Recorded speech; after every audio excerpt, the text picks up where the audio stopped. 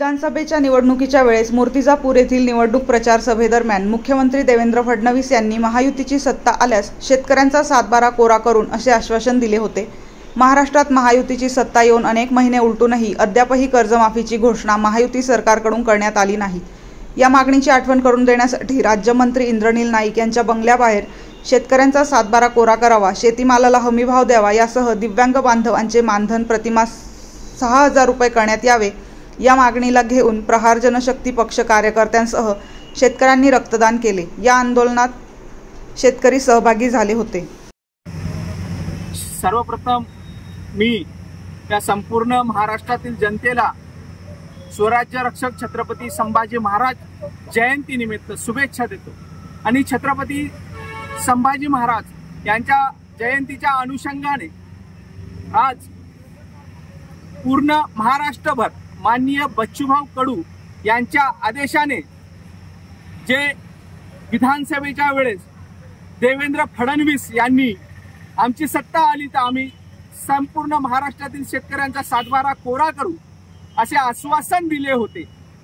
ते खोटे आश्वासन देऊन आज सत्तेत आले, त्यांना सदर आश्वासनाचा विसर पडलेला। या आश्वासनाची त्यांना आठवण करून देण्यासाठी आज आम्ही पुसद येथील राज्यमंत्री इंद्रनील नाईक यांच्या बंगल्यासमोर रक्तदान करून आंदोलन करत आहोत। आम्ही म्हणतोय की हम तुम्हें खून देंगे, तुम हमें कर्जमाफी दो। यासाठी आज आम्ही या ठिकाणी रक्तदान करून आंदोलन करत आहोत।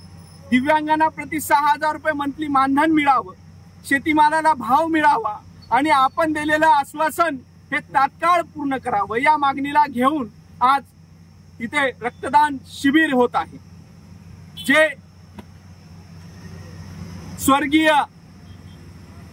वसंतरावजी नाईक यांनी जो हरित क्रांतीचा संदेश दिला होता, महाराष्ट्रभर हरित क्रांती घडून आणली होती, ज्यांना हरित क्रांतीचे जनक म्हणतात, अशा वारसा असणारे राज्यमंत्री इंद्रनील भाऊ यांनी तात्काळ आपल्या शेतकरी बांधवांकडे लक्ष देऊन आपले उपमुख्यमंत्री अजितदादा पवार, दुसरे उपमुख्यमंत्री एकनाथभाई शिंदे आणि या राज्याचे मुख्यमंत्री देवेंद्र फडणवीस यांच्याजवळ तात्काळ कर्जमाफीची मागणी करावी, अन्यथा या शेतकऱ्यांसाठी आपण आपल्या पदाचा राजीनामा द्यावा ही मागणी करतो।